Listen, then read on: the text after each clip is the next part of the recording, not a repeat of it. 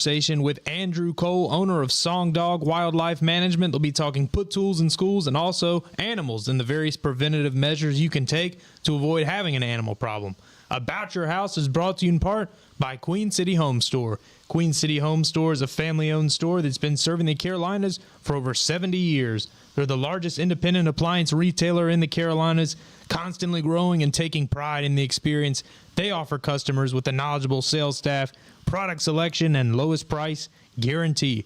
About Your House is also brought to you in part by PutToolsInSchools.org, connecting students to tools of the trades and raising awareness of the many career pathways.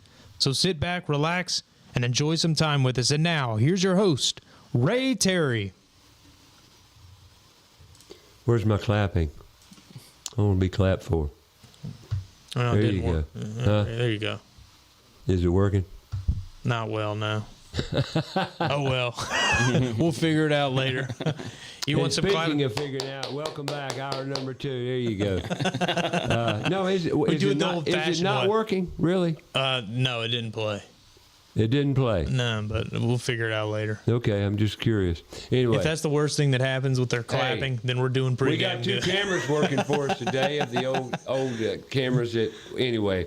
This studio has been not a nightmare by no means, but it has been a challenge. It's a learning curve. Mm-hmm. A technical challenge. And today marks a milestone because we're going to show you some activities. I'm going to just move right into it. Yesterday, Put Tools in Schools is one of our missions is to collaborate with other nonprofits and develop a program, a summer camp program, a daily program of how we can expand the knowledge of tools and the workings of tools and what they can create with career pathways. Yesterday we had 9 people in here, 9 men from What's Next Ministry. Have you got a tape on Gary Crump doing a video? I've got a slideshow right now. I'm showing them. Okay. This is what we've got. This is what we call the toolbox, folks. And what it is well, you saw it. What's your thoughts on it, Andrew? I immediately noticed that there were stations set up for different types of trades and industries, and I thought that it was fascinating. I said, what you've created here is like a mini university. Well, the whole idea is, we're going to have cooking. We're going to have, applications in welding, plumbing, electrical, carpentry, HVAC. And we'll venture out to drywall work. There's the men that were here yesterday, young students, 9th graders. We had a great day. Those kids really were engaged in the electrical presentation by Gary Crump. And we're there's Gary right there in the photo, and Uncle Ray there. But it was a great day. This is what we've been shooting for 7 years now, since we started the program, and it's just been phenomenal. Yesterday, Gary did an exceptional job presentation around electrical, and the whole thing was righty-tighty, lefty-loosey. Mm-hmm. The difference between a straight tip screwdriver, there's one child. When they came in the podcast studio, Lord of mercy, you thought they just lit up. So this is what we're shooting for here at the Toolbox, what we're all into, and it works. Those kids yesterday were heavily engaged, and we're just excited about the possibilities. We and the board, we've nominated or hired basically a new executive director, and David Richardson, been on the show many times, a retired teacher, and he stepped up and he said he wanted that job. Once he saw what we're doing here and saw the effects of what it did, and he was here yesterday morning, we had 4 people representing Put Tools in Schools here to teach and mentor, lead. Next generation of mentors. Yeah, exactly. So it was a great day. Couldn't have made me a happier man, because this is what it's all about. It's about the students. It's about the kids. They just are not aware of the career pathways, and all those kids there, they're going to be athletes. Talking about sports, mm-hmm. They're all going to be athletes. Mm-hmm. Ask them what they're going to do after their athletes have died out. What do you mean?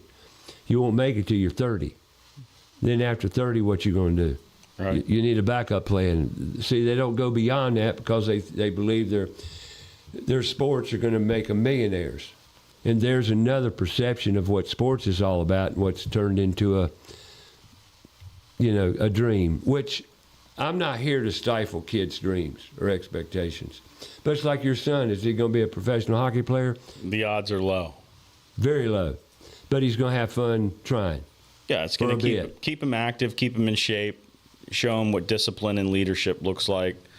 And hopefully, he stays healthy and stays strong. Yes. No problems, because the injuries and issues come with sports when you're doing things. And heck, injuries can come with hunting and fishing. That's what I was going to allude to. You take risk in everything you do. Yes. But I say it surely beats doing nothing. Right. No, I agree. Because now, there's a lot of leadership training and a lot of learning around sports. Sure. On that note, I get that, but then you got the parent issue, and we'll stop at that because it needs to stop at that. It's just gone too far, and you've even admitted sometimes it gets a little heavy. Yeah, I've gotten out of control at times. I'll be honest, but yeah, you see it all the time. You become captivated. Yeah. You're engaged, and I Yes. get it. Yeah, And that's your son or your daughter you're talking about too. right. You want to support them and give them. What I wish is parents would listen to their children more, because the kids will tell you everything. All you got to do is listen. Mm-hmm. And a lot of parents out there are living through their kids, which is crazy. You don't want to do this. You want to do this. Well, no, this. And it's like one little girl I talked to, and I've talked to probably hundreds of students. And she said, I have a problem. She wanted to go into the trades. She said, but I have a problem. My mother, she wants me in college. I says, well, is your mother going to live your life for you, or are you going to live it? You got to make up your mind. And I'm sorry, I know you love your mother, and your mother wants the best for you. I get that. And I applaud her for wanting the best for you. However, she's not living your life. You're going to. And wouldn't it be better if you did something in your career pathway that you love to do? We talked about that. Yeah, I think there's, gosh, I could talk a lot about this. I remember my grandmother saying, well, you want to go to college, what do you want to do, flip hamburgers or dig in a ditch? And, so I think there was a generation that was like, hey, we worked really hard, and you want to have a less difficult life than we had.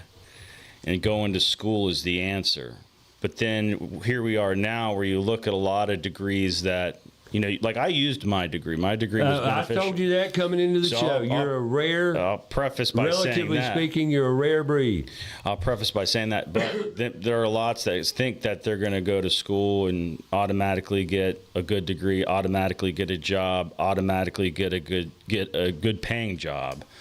When in fact there's lots of degrees that are useless, or that now they're in debt. Well, let me tell you this is common knowledge now. Just last week, Preston Sandlin said right there, her older Sarah Margaret, his oldest daughter, took 4-year degree in, what is it, packaging, engineer packaging? Packaging science. Packaging science, okay, 4-year. And he quoted this number, I'm just throwing it out here, that's what he said, $250,000 education. Isn't that what he said? Yeah, something like that. He went to education. Clemson. Is she in the packaging world? No. She's got a YouTube channel on cooking. And that's what she does. And she's making it work. Mm-hmm. But her degree is not being applicable at all to her career pathway. Yeah. At all. And it was that's admitted. time and money and stuff. But you know who made that decision to send her girls to college? I just told you. Women. Wives, women, mothers of the family make 80% of the education decisions. Mm-hmm. Fact. So there you go. And look, here we go again, really talking down about education. What is education? It isn't a piece of paper. It's a career, passionate pathway. Yeah, it's like I think there needs to be a better explanation and guide to what you think what life is. It's all around academics, and that's where we've been trained, indoctrinated, coerced, scam, Ponzi scheme. Call it what you want. It does not work. It worked with you. It can work. It will work. But is it working? No. I'd like to know the percentages. Like I think about in my class, I think back, and I'm friends with a lot of them on Facebook. There are still a lot of people that are in environmental type jobs, wildlife and fishery sciences. But there are many that they got their degrees and they became a carpenter. Here's the number. Or they did something completely different. Sure. Here's the number. Not my number. Nope. This is not Ray Terry's number. Don't blame me for this. Harvard, MIT, Stanford, all of the big universities have done the studies. 90% of those that graduate and get a degree do not use that degree in their career pathway. Pretty strong number, isn't it? You come out of school in a standardized system with standardized techniques and thoughts. Standardized. This is what you do. They want you to learn. But standards don't apply to everybody. Nope. So you have to figure out, actually, it turns out I do want to go into the culinary arts, and I'm good at, this, and this is my passion. And gosh, I wish I'd have figured that out a long time ago. That's hard for parents to kind of navigate through. Because we've lost three generations. And it's also hard for kids. Let's take boys, men, for example. I mean, the frontal lobe of men doesn't develop until 25, 26, 27. I mean, how are you going to expect somebody to find their passions, especially if they don't have a father or a mentor, they haven't been shown the way, they're not sure what a passion is. So then they're just going to rely and lean back on the standards of the system they're being put through. And then they come out the other side and they go, oh, this is what I should have known all along. I think you just got to figure it out along the way, unless you're fortunate enough to have good guidance. But we've got to expose them. Expose them to those pathways and ideas. Yesterday, 7 young men had no idea until yesterday what we talked about. They had never been exposed to that. Mm-hmm. It definitely opened their eyes to some possibilities. If I had them 2 more hours, we could have expanded that tremendously. And it's exposure.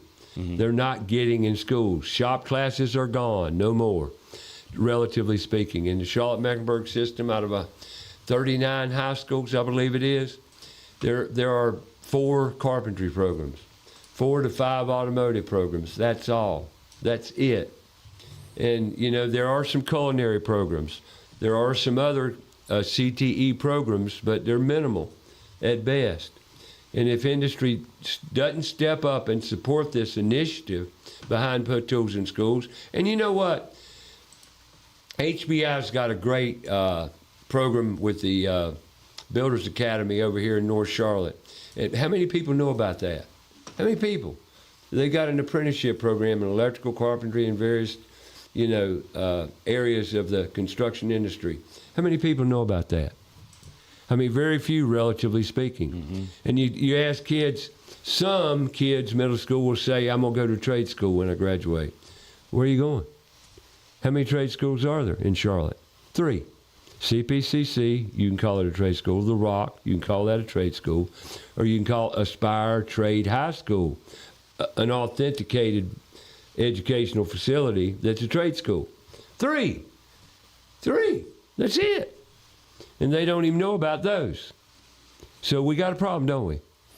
Yeah, I mean, it's like you need people to go to school for a variety of different occupations. We need those people. Like sure. If everybody just said, hey, we're going to quit school, and then there's, let's say, less people in the medical professions, less doctors, then we would suffer there.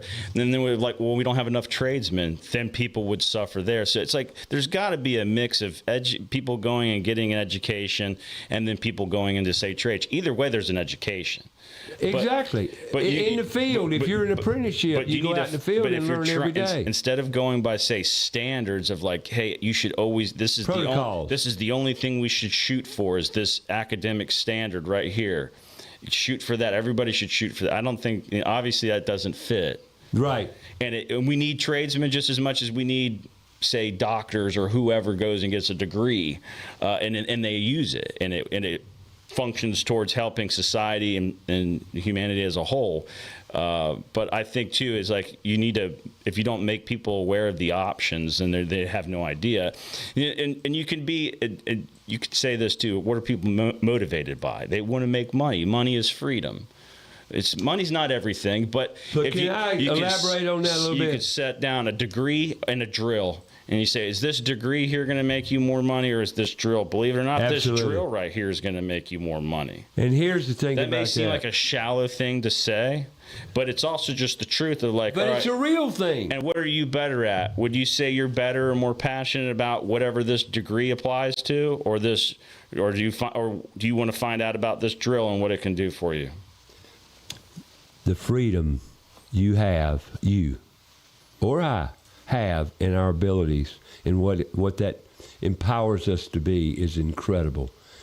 Am I right or wrong? At the end of the day, when you've accomplished your goals, that's freedom. That's freedom that these hands and your mind, critical thinking, give you that you can't get anywhere else. I know it for a fact. I am my happiest. I'm in my happy place at the end of a day. I got to get up in the morning and go do a job. Put a downdraft system in. Take one out, put one in. Retrofit, right? I'm a happy boy. At the end of the day, I've gone out, I've accomplished a task, I did it well, homeowner's happy, new product, new installation, and they pay me, and I leave. That's freedom. And it's also satisfaction. I think that's geared into a lot of men, most men, is that we're fixers. We are fixers. We you help are, the situation. I am. It's what we do. That job went smoothly. They're happy. I'm happy. I got paid. I helped them. Yeah. And it worked out. And it's been 4 months since they started that process, and it was because of me that it all happened. And is that ego? No. No, it's just it builds confidence and positive pride. Exactly. It's pride. It's ownership of what you do. It's the passion we share. That's what we've got to give our youth. And it's not out of the parents' heads. It's out of the child's dreams and what they aspire to become. But if we don't show them the pathway, how will they ever know? Yeah. How will they ever know? That's what the toolbox is all about. Opening kids' minds to possibilities. They don't have to follow them. And if they want to be an electrician, we'll send them on to an apprenticeship program with another electrical company. We're developing relationships, partnerships with industry through associations, industry associations, and connectivity. Because these kids don't have a clue. They don't know where they're going unless we show them. Yeah, they got to have a base education to communicate and to run. They've got to communicate. So they have to have base education. But they don't have. But they're not getting that. And then when they come out the other side of their base education, 90% of them can't read tape measures. I remember when I was younger, I was like my uncle when I was telling him I was working with him, he's like, cut me that 2x4. 7 3/4. 7 and 5/8 or whatever, and I'd be like, all right, is that the little ones? And he looked at me like, the little ones or the big ones, like, So I even when I was day's lesson. 16, 17 years old. But that was the lesson of the day. But I learned. But now you learned that, and you had to. I always say this: the only way is through. You have to learn. You have to figure it out, and you shouldn't be embarrassed by not knowing something. You should just figure it out. Just apply. That's what the military and education and college and trade schools and stuff. You have to apply yourself. You have to be involved. You have to go do it, and then you have to make a choice. You can say, "All right, this degree right here costs $250,000 to get it. Now, what are you going to do to make up for it, to pay it off, and actually use it? Or you could buy this drill here for $300 and have it make you $250,000." Yep. And then. That was a whole example. If you don't want to, even if you made that, let's say you got the $250,000 degree, you use it, you have a good salary, but then you hate your job. You hate sitting in a cubicle. You're stirring around in there, and you just don't feel like you're doing anything. You don't feel like you're a productive member of society. But then if you go use a drill or some tools, you build something, you're proud of it, you help people, you provide a service, a product, and you're like, wow, that actually suits me better. I think that's where people have to – it's hard to kind of see where people are going to land especially at young ages when you're trying to guide them. But you absolutely have to have a base education and show them the way. I don't think we do enough of that. There's a break in our guide to life. You know why? They were taught in the system as well. We've lost 3 generations of parents to the system. They were taught to be the way they are, and it's all tactical and strategic. It was all planned that way because we've been, like it or not, we've been dumbed down as a culture in America today. I'm merely transferring knowledge and information. That's all my job is. And it's a reality that people don't want to embrace and admit. But it's reality. When I've got a 47-year-old man sitting where you're sitting, he says he's got 2 kids. He tells me their age, and I say, what are they doing? Well, one's in college. What's she going to do? Not sure yet. 3rd year. Why is she in college? I mean, you get where I'm coming, because that's status quo, and it's become status quo, and it is what it is. But our kids are killing themselves. Our kids are not happy. I think if you go to let's say you interview for a job that you have a degree, even if it has nothing to do with what you did, I guess one of the basic things you could say is like, well, this individual went to school, committed to school, and finished it. So we know they're reliable and educated to some degree. Used to be the case, Andrew. Used to be the case, but it's not that. But in corporate America today, feedback, I had a meeting. I was at an event last Friday, and I talked to 4 superintendents in an electrical company to that fact. Wish it was like that, but it's not, And that's where we're falling down to. And it goes back to leadership and management. Where are the leaders? Where are the men? Where are the men? Because we're going away. Because they have intentionally dumbed us down to where we just sit back and wait. And you see it. You're a solo. There's a reason you're solo. Am I right or wrong? Part of it's what we're talking about, is it not? Yeah. The learning curve. Yeah, the learning curve. And I'm not trying to be negative. I'm really not. But we've got to confront this because I go out every week. You go out and see it too. You see repairs that other people came out there and did that you shake your head and wonder, don't you? Uh-huh. How much stupid do you see, Andrew? A lot. Right? And I'm not going to trash anybody. We're not here to trash them. The reality is we've got this issue. And kind of like this might go hand in hand with what we're talking about. You may have a great company that trained an individual. And this could be comparative, say, a person with a degree versus one without a degree. Maybe the person without the degree, just by nature, is way better than the other person with a degree. Who cares if they have a degree? It's an attitude. It comes down to the person themselves. But also, if you have a company, they could pour all the money and time into training somebody, but if they don't go out there and they're not, being safe, they're not using the materials correctly, they're half doing it right, or they're rushing through stuff, or they don't care.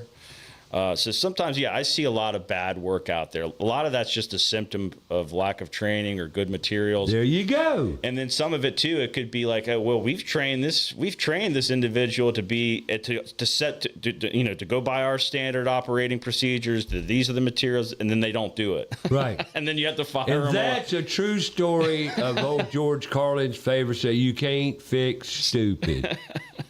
There's your application, right? Yeah, I guess. And that does exist, but if wandering you care, around on that path a little bit, but yeah, you know. But the things you see, the things I see, you've got to scratch your head and say, "What in the world?" I've pulled work off of houses before. It was like, I don't know what they were doing there, but that wasn't working at all. I've seen stuff too, just even criminal stuff. Well, I paid for this service, but then they took trash off another job and installed it. Right. Or just put this janky thing up there that didn't work, Well, we beat this silly today, folks, and I tend to do this a great deal on this show every week and talk about put tools in schools because there's such a dire need for us training our youth that work with their hands and their mind. But let's go back to animals, in Charlotte, Mecklenburg County, and things you need to know. If you don't want raccoons visiting your back door, then tell people what they shouldn't do if they don't want wildlife inhabiting and whatever, because there's precautionary measures as a homeowner that, like feeding your animals. Well, like I said before, if you build it, they will come. If you want certified wildlife habitat, if you want to view wildlife, that's fine. And I'm all for people that want to have a very green space for a yard or property and invite wildlife. But you got to realize the different trophic levels of animals will show up. If you put bird feeders out, it's not just going to be songbirds. All the other animals that feed on bird seed, and then the animals that feed on the animals that are feeding on birds. What animals like bird feeding? I mean everything. Gosh, I mean raccoons, possums, rodents, deer, everything. So, and then of course the predators that eat the animals that are eating the seed are going to show up. That's kind of where I was going, like the duck. The different trophic levels will show up. Animals will find a way. They're going to live their lives, and so if you build it, they will come. And then it doesn't really much matter. Say you get into a neighborhood where your neighbor is feeding the animals, you don't want them in your yard, but right? Then they're attracted to your neighbor's yard, and so sometimes the surrounding areas will suffer from what's going around in your neighborhood or what's going on nearby. That's just a statement, a fact of things that you have to deal with in any environment, a city or metro environment where people are all on top of each other. Some people want to have wildlife habitat and some people don't. Right. But you got to understand is that wildlife adapts and overcomes. They're going to figure it out. And then once they figure out that, say, hey, residential structures are suitable places to birth and raise young to survive, and then if you have, let's say, a neighbor that's unaware or ignoring their problem, well, you're going to, let's say, for instance, like Providence Country Club. And you get squirrels in there. You have one person or a vacant house or somebody that's unaware of a problem. You get squirrels in the attic or raccoons in the attic. The animals are in there using structures as habitat. They birth young that are born and raised in attics. They develop behavioral traits, and they realize that, hey, structures are habitat. They're born in that environment. They use it. They understand it. They know it. And so sometimes you could do everything possible to avoid having a wildlife problem, but because animals are adapted to using structures now, you could live on a concrete pad with no bird feeders, no trees around you, nothing. They're going to target houses because they know about them. They're born and raised in them. That's urban wildlife to a T. I mean, that's what they do. I mean, I've told the story on your show before. It's like I was sitting at South Boulevard one time, and I look up on the power line. I see a squirrel running across a power line with a pizza crust. I mean, that's urban wildlife right there. I mean, they have figured out that, hey, these structures, crawl spaces, wall voids, plenums, attic spaces, vents, you name it. There's suitable places to build nests, birth young, seek shelter. And so yeah, you can do a lot to try to avoid inviting problem animals, but do realize in environments where they're adapted and using structures and people's lives and structures and stuff as part of their life, there's nothing much you can do people will say, I have, people ask me all the time, what can I do to avoid this problem again? I don't want another squirrel problem. Well, and this will bring me to some points about how people operate in my business and industry. It's like, well, you could squirrel proof your whole house. I can hand you a quote for $10,000 to squirrel proof this whole thing. Gutter guards, drip edge, vent guards, custom shields, screening of louver vents, the whole 9 yards. Anything 8 feet above the ground, I'll animal proof the whole thing. Heck, if you want me to go above and beyond, I'll animal proof your whole house, foundation to the roof and everywhere in between. Doing home improvement, product installations, custom installations of different types of materials to make your house animal proof. But not everybody with a life and a budget is going to just drop that kind of money. And so that's where a lot of fellow competitors say, well, I'll just move on to the next person that's willing. I call those companies like the 10 and 2s. They look at 10 jobs a week, they win 2. They win 20 or 30% of their bids. That's what they want. They focus on those 2 or 3 houses. They get them animal proof. They give them a whole shot warranty. They move on. So it's like if you know that squirrel problems are prevalent in, say, a certain area or neighborhood, they're all over the Charlotte, really. That's the most common problem animal I deal with. I was going to ask, that's the ultimate question of the day. What's the most problematic animal you deal with? By the number of squirrels and addicts. Just like in exterminating ants. Yeah. Are the number one complaint, ant. And there's a variety of different species that can cause problems. So whenever you think about it, too, from a selling standpoint, like, hey, there are other types of animal issues. If you squirrel-proof your house, it's going to help you with, say, mice or flying squirrels or raccoons or bats or rat snakes, other animals that are looking to use your house as a place to seek shelter, birth young, etc. So, but the way I'll help people by doing what I call the minimum necessity, or I'll do more extensive, or I do the whole thing.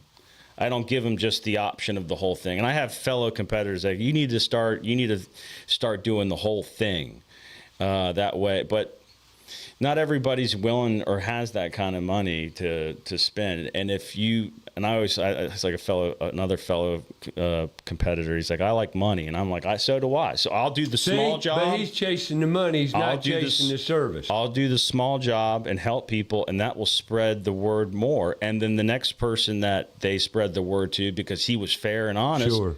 Well, then they might be a full-scale job. That's why you don't need to market. Right. It's word of mouth advertising right there. It's integrity. Yeah, and being honest. It's integrity and being honest. And business guys, and I get this. Like, they're the money boys. Well, here's the thing too. It's like if you have a lot of overhead, you don't want to be chasing all the little jobs. You got to have the big fish, because the big fish is what pays the bills. It's what pays all your crew and keeps the trucks maintained and fueled up and everything. You got to have big fish. You don't want to be chasing around. Well, that's why That's why the 5 truckers or 7 truckers is. So that's what I'm talking about. The options isn't a business model for everybody, but for me in my micro business, I wouldn't even call myself a small business. Micro business for as far as size, like, I can give people the options, and I'm okay with pacing myself. It's working for you. Yeah. You a happy boy? Yeah, right. And so then it's like, you found your place, and you're here at 44 years old. You're okay. And I'll tell people too, it's like, all right, I'm going to give you the options, but here's the reality. I'll trap that you got one squirrel hole chewed through the rake return up there. I'm going to trap and get rid of this imprinted squirrel, and I'm going to fix the one spot. But be aware that you have a lot of squirrel problems in this neighborhood, and there's a good chance you're going to get another one. What's the biggest neighborhood squirrel problem? Charlotte. Oh, gosh. Providence Plantation. I was going to say Providence Plantation. Providence Plantation, Providence Country Club, Ballantyne Country Club, Hunter Oaks. I do a lot of South Charlotte work. Hunley Creek, Shannamara. There's lots of them. Well, and there you would could be survey Charlotte, and they would say, "No, it's my neighborhood," because that's how common the problem is. Well, they're just like rats and mice. They're the French fries of nature. They're the French fries of nature. Is that what you call There's them? lots of them. They reproduce multiple times a year. They're rodents. Yeah. They have short life expectancy. I was about to say, what's like a squirrel's lifespan? I would say, I've seen some squirrels though that like, believe it or not, we're talking about like preferred habitat and suitable places to live. If you live out in the woods in the middle of Union County, your life expectancy as a squirrel is probably 6 months to a year, 2 years. Gotcha. But then I'll see a squirrels up in, say, Providence Plantation. I'll catch some female squirrels on jobs, and you're like, this thing is old. And that's because she's not living in a leaf nest or a 2-foot deep knot hole in a tree. She's living in a 1,200 square foot attic. Yeah. She's up there. She can run away from the raccoons. She can get away from the hawks. She's got her environment. She's got an environment that's actually beneficial to her. It's helping her more than, say, a native natural environment out in the woods, where you're more like, if you live in a leaf nest and it gets really cold and then it rains and then it freezes. Yeah. She's going to be subjected to the elements. If you're in an attic wrapped up in batted insulation, living large. Yeah, you're doing good. You go out there, you got one corner of the attic where you got a bunch of nuts stored, and then you got your corner of the attic where you got your nice cozy bed made out of. Then you got your latrine. Yeah, And you got another area where there's stain downstairs in the ceiling. You wonder what that big old black area is on your ceiling. I'm not kidding you. Raccoons, when they get in attics, this is where animal problems cost people money in other ways. So you call the HVAC guy, you call the electrician, you call the call ABS insulation. But they'll go in there and rip a hole purposely in the HVAC. Yeah, to and get in the them- wintertime, they got warm air blowing on them, and in the summertime, they got cool air blowing on them. Raccoons, I'm not convinced Hey. that they're the devil spawn. That's just me. I can't stand raccoons. They're the devil spawn. The amount of trouble they've caused us is ridiculous. Pulled the siding off the house. You know what they are? They're a miniature long-tailed bear. I mean, they Miniature get- long-tailed bear. Yeah. Raccoons. Yeah. I mean, if I could legally, if I could shoot them, I would. Let's just Well, put you it that can. way. You can get a small pellet gun and shoot them. Yeah, but I'm talking like go out right for the head, you know? Yeah. Well, get you the pellet gun. Raccoons Be good. They're crafty. They never cease to amaze me. Like some of the things they do and where the holes they'll fit They're into. smart. Yeah, they're very I smart. tell you, animals aren't stupid. They're smart creatures. Hey, if you got to survive, they're going to figure it out. Oh yeah, they're kind of like humans. We figure stuff out. It is pretty you wonder amazing who to see a raccoon up on a roof tugging on a power ventilator until those bolts come out.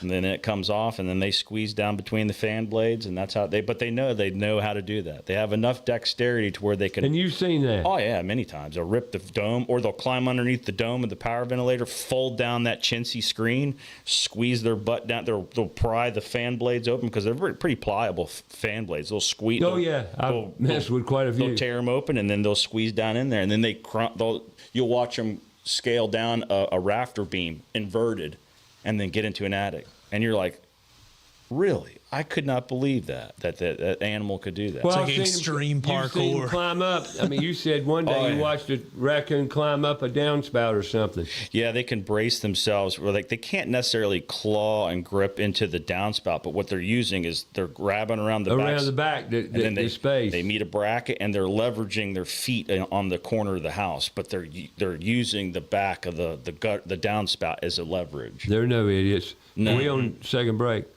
Evil geniuses. No, we still got to do the first spot. We got to do the first break. Well, I can do that. Let's talk floor Can you? coverings, huh? You can? I can. That's I can good. do it. Floor Coverings International, Appreciate that. Southeast Charlotte, and great floor covering dealer. Matter of fact, there's tons of floor covering stores around Charlotte, but you can't get very few of them come to you with a showroom. Well, Floor Coverings International, Southeast Charlotte is just that company. They've got 4 or 5 mobile showrooms, well stocked with floor coverings. You name it, they got it. Carpet. They custom bound rugs if you want them. They custom stair treads, oak floors, engineered flooring, sanded floorings, walnut, maple, oak.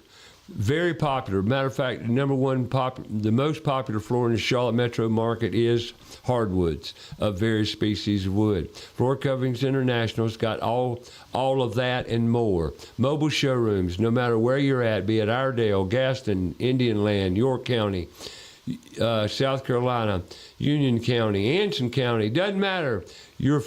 YourFlooringTeam.com. And don't forget about the comfort specialist, ABS Insulating has got you covered. No matter what the situation is, it's comfort. They've got solutions. They've got answers to make that air conditioner much more efficient and run. We don't fight temperature in the summer, folks. We fight humidity. And that's the dehumidifier is your air conditioning. You get the humidity in your house through air leaks. And they have air seal programs just for every house. Give them a call. That's absinsulating.com. Let's move on to Kilo Exterminating, going to knock them all out in one break. Kilo Exterminating. Kilo Exterminating been in the Charlotte area since 1939. A long time. Probably one of the oldest companies in Charlotte, service companies that hadn't been bought out by private equity firms. But they're committed to giving you the service you need. Wood destroying insects and beyond. Snakes. How about that, Andrew? You deal with snakes? I do. We're going to talk about that, but now we're talking about Kilo Exterminating. Kilo Exterminating Company. Go online, kilo.biz. Set up an appointment. You can have your own personal exterminator. Develop a friendly relationship with him. Have his cell number. That's Kilo. Kilo.biz. And don't forget our premier sponsor, Queen City Home Store. Been in Charlotte since 1952. I have great support from smaller businesses that are family owned and operated in the Charlotte metro area. Queen City Home Store is no exception. Been in Charlotte since 1952. The Player family. Wonderful people, wonderful store. If you're looking for furniture, bedding, media, appliances, if it's for your home, give them a call, 704-391-6000 or online, queencityonline.com. Check them out online. You can do your shopping online and call them up if you need help, 704-391-6000, as I said earlier. But go online, check them out. All the sales and services, you can shop right there. Don't even have to leave your home. That's queencityonline.com. Today we're talking to Andrew Cole with Song Dog Wildlife. And it's the time of the year where, is there one time of the year where more activity happens? In the spring and fall. Spring and fall. The shoulders of the year, yeah. Right. And that's true for pest control as well. There's migrate. That's the time where they're moving most. Yeah, a lot of it has to do with breeding cycles, temperature and seasonal changes. Like bats come out of hibernation in the winter, and then when we hit those 50-degree and warmer nights, they activate, and so it's a seasonal. It revolves around breeding cycles. It's all tied to the earth. Well, let's talk about bats. You get a lot of calls for bats. Yeah. Mm-hmm. What do you get most calls around? Squirrels or bats? Squirrels, but bats is up there. Probably if I did more advertising, and because I'll say this, people see my logo or they see Song Dog Wildlife. It's not like I'm like Mr. Batman's Charlotte Batman removal. Like if you had a certain type of branding or advertising, people would be more aware. So if I did more advertising, I'd probably pick up a whole lot more bat work. But I do enough bat work as it is. I've done. Yeah, it was whatever. Show the signal, and Andrew's right at the front door, ready to go. It's funny when you deal with clients; they'll say whatever animal I'm working with plus man. Oh, the Batman's here, the Squirrel Man's here, or the Coyote Man's here. So yeah, do a fair amount of bat work. Could probably do more, but let's tell them about bats being protected. Yeah, so they're a protected species, so you cannot kill, spray, trap, harm them. It's not like you there's a colony of bats in my attic and I can spray them like a wasp nest. They're protected. Ooh, smelly. And so now you say that to somebody and say, hey, I paid the mortgage, I don't care. So people will take matters into their own hands, but that's just reality. But if you're wanting to handle it properly, and even if you did it incorrectly, because I've seen a lot of people botch bat jobs themselves, like, oh, I'll do some research online and I'll take care of it myself, or I'll do something that's illegal, and then they end up with the problem again. So you need to properly handle bats, and so you need to. The only way you really truly get rid of bats is you do an eviction. I always describe bat work like this. Imagine if you had a 10-foot long, 1-inch wide gap that bats were going up into. You seal off 9 foot 10 inches. Okay.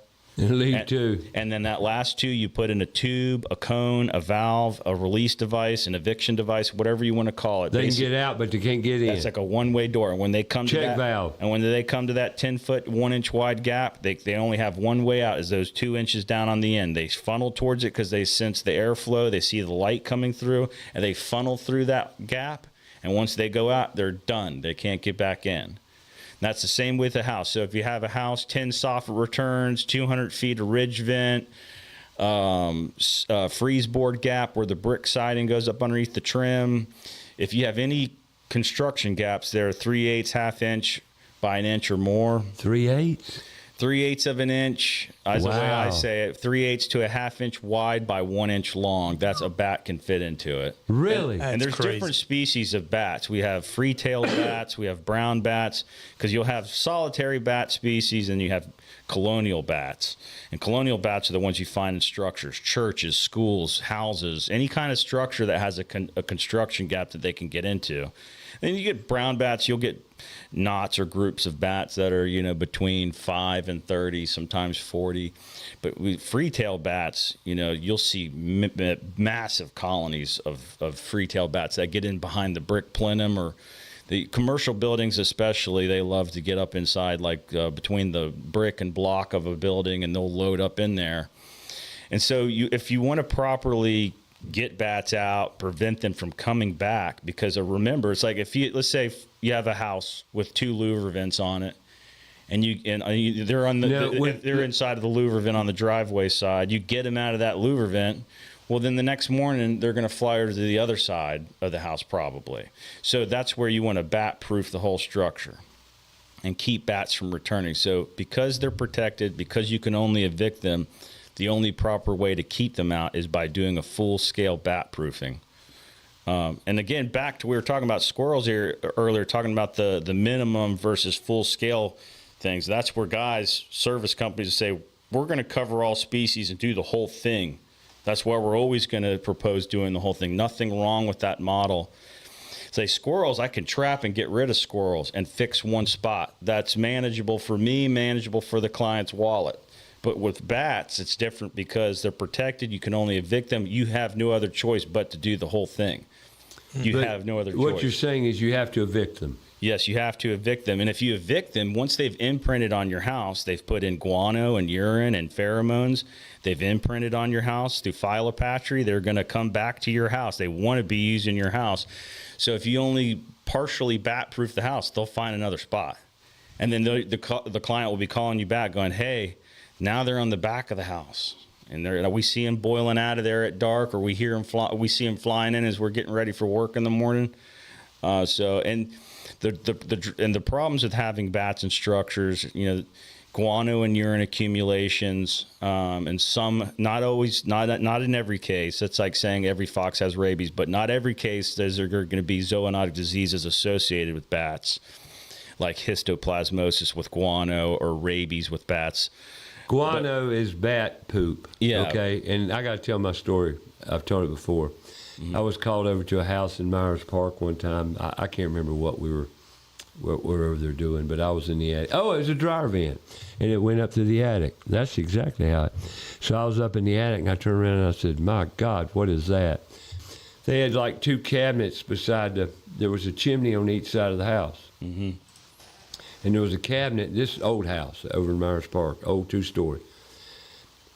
And I saw a big pile of looked like dust on the cabinets, and it was guano. Mm-hmm. And then I started opening my eyes, and I saw bats in the A-vents, a lot of bats. And then I told them they had bats. Now, this is something I should not have done, okay? I was wrong. This has been many, many years ago. And I said, well, I'll go up there and get rid of the guano and get rid of the bats, by putting screen and various things there. Dummy.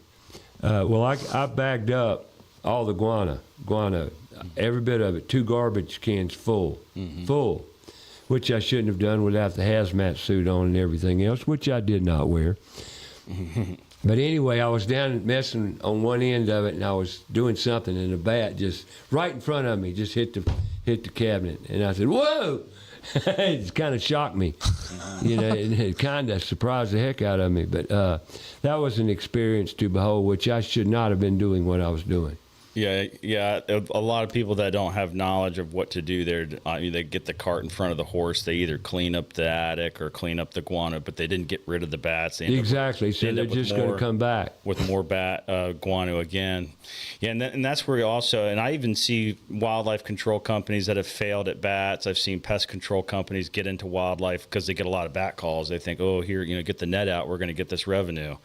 But then they end up getting their butts whooped because you have to be thorough with bats, And you Well, have you to, just said it. You've and got to do it completely or not at all. and talking about using But proper materials. I did refer them to call some wildlife expert at that time. I didn't know you back then because it's been a long time ago.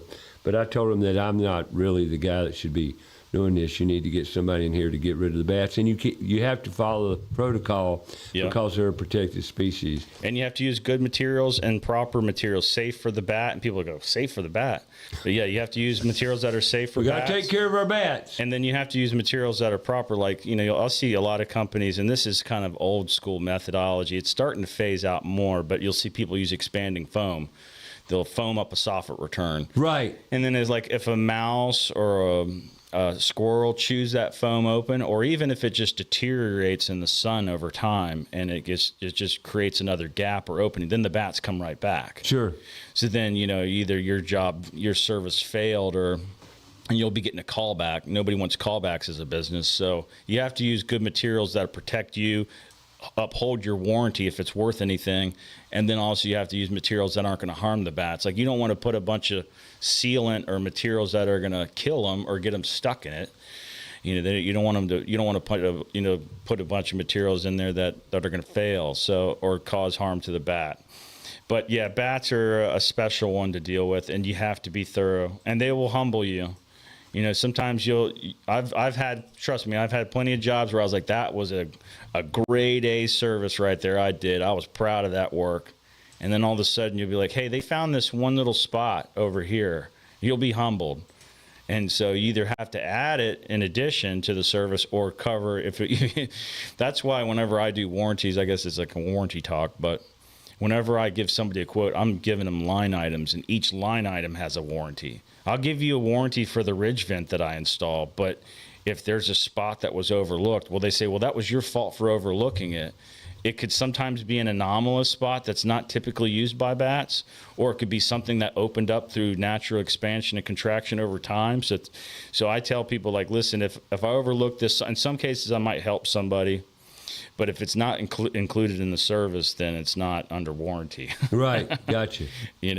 But that's why you have to be so thorough. You can't do partial things with bats. You can't do partial services.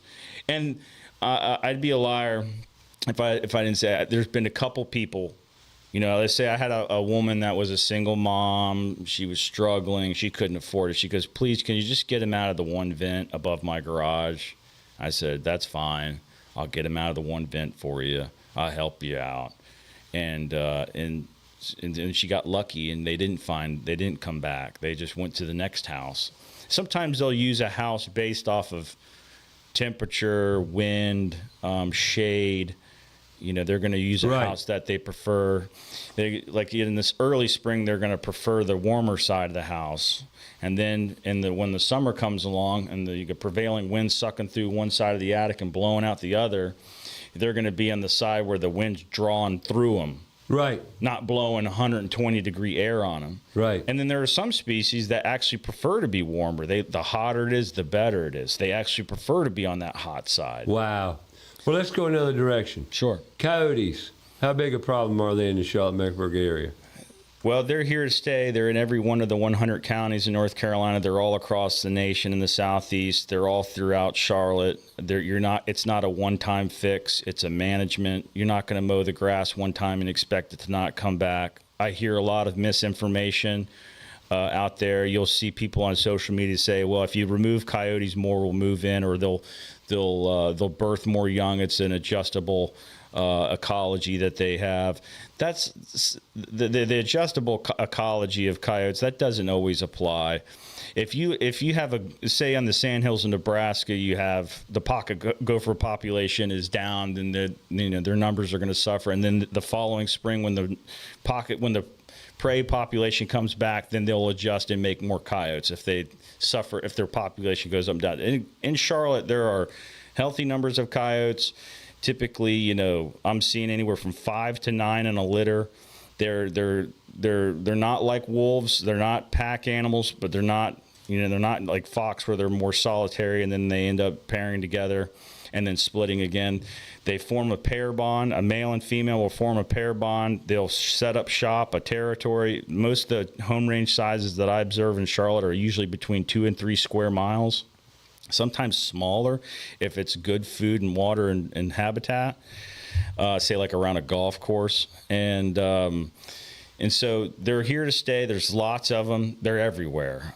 People just need to be aware that they're out there. And we say, well, what can we do? Well, you know, in the city, because you can't just charge a firearm and you can't just trap without a license, or even if you were allowed to trap, you can only your normal person can only trap within the regular trapping season.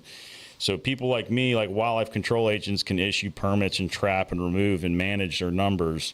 But they're everywhere. Here, I'll put this into perspective. There is a group of individuals in South Charlotte that I've been doing work for the last 6 years. It's a collection of homeowners, and they do like a cost share program together. And the people in that group, not everybody in that group, but people in that group, some of the yards are better to trap in. So I'll go to those individuals' places and I trap. How you trap? I use a trap called a collarum. It's a bite pull trigger throw snare. So it's this device that's spring loaded. When the coyote bites on the trigger, it'll throw a snare loop around its neck, and it holds them in place like a leash. Gotcha. It's not a lethal snare. It's just a live, humane trapping device so I'll disguise it in the ground. I'll cover it with grass clippings or dirt, and there'd be like a piece of fried chicken bones, tethered to the trigger. And when they smell that fried chicken bone and they grab a hold of it, when they pull on it and grab on it, trigger, that spring-loaded snare will launch out of the ground and throw a snare loop around their neck. And the snare will have a shock spring, so when they jerk and jump and fight it, it tightens it up. It's got a cable stop, so it doesn't keep tightening down. It won't choke them. It won't choke them out, but that shock spring will keep them from hurting themselves too much. And the end result for coyotes, they can't be relocated. So we talk about handling animals humanely, but also just realize that they cannot be relocated. The end result is that they have to be euthanized anyways. But because you could take coyotes I caught in Charlotte to Fort Bragg and they would come back. They have that ability to come back. Wow. And so that's how I usually trap, is especially if it's like in sensitive environments where there might be dogs, people walking dogs off a leash or something. They find my trap or whatever. You can easily get pets. Their traps are not harmful to people or anything. Because a lot of times I'm trapping right there amongst people. But that group that I've done work for in Charlotte, in the last 6 years, I've done 12 different sessions of trapping. Some of those sessions were 2 weeks long. Some of them were like a month long. But I've done 12 separate sessions. And believe it or not, these are not tremendous numbers. But in the last 6 years, I've caught 44 coyotes out of 3 yards. 44. 44. Wow. That's amazing. So some of the work I do is for, say, an HOA or a city or a municipality, or some of it's just individual homeowners in their yards. And the problems that come with coyotes, I do far more education with coyotes, telling, hey, learn to live with them, than trying to, get rid of them. Right. But when the thing about coyotes, they are Charlotte's apex predator. And they are opportunistic predators. They're not specialists. They will jump over the yard, over the fence, and they will take your toy poodle away in a New York minute. Great. You got to stop. Okay. Tell people how to get in touch with you. You can get in touch with me. The best way is to call or text me at 704-989-0458, or you can reach me via email at songdogwildlife@gmail.com. And the thing about Andrew, too, you can Google him. Okay, just Google. I have a website. It's not much of a website, but you don't need much of a website. Yeah. I mean, you really don't. And but if you're looking for good, honest, dependable, ethical, a man of integrity, Song Dog Wildlife's the choice. Really. How long you been in business now? In the industry, 17. In business, 11. In Charlotte. Right. And things are good. 11 years. Yeah, things are well. That's Song Dog website, Song Dog Wildlife. SongDogWildlife.com. That's it. And I have a Facebook page too, a business Facebook page. And not only that, but he knows wildlife. You'll talk to people, right? If they call you and you call them back, Yeah. you educate them. He's not in it all for the money. He's in to help people. That's what you do, isn't it? That's right. I accurate. appreciate you coming in today. And Thanks for next having me. time, I'd like for you to bring River. All right. I would really like Yeah. that. I'd like to meet him because I've known of him since he was a baby. He's a carbon copy of me. Well, I've got a 48-year-old son that's a mini me as well, Mm-hmm. except he don't know how to man up yet. You'd think so. So he works out 2 to 3 hours every day with weights. So he's a monster. But anyway, go have a great week. Next week, we're going to talk crafts, creativity. A lot of fun. Thank you, Andrew. Thank you. Thank you, people. Go spread some love. I'll see you.